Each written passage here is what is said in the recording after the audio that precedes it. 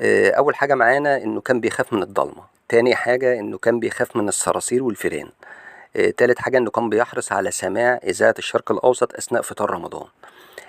رابع حاجة معانا إنه كان بيحب يشوف مسلسلات الأطفال زي بوجو وطمطم وبكار.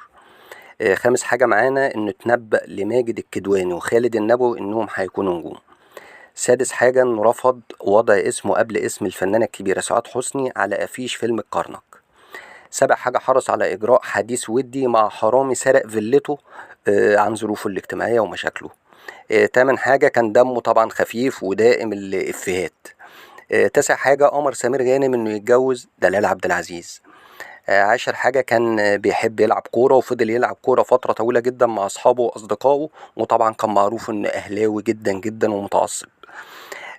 رقم 11 معانا كان بيقدم 20 فيلم في العام تمثيل وإنتاج. رقم 12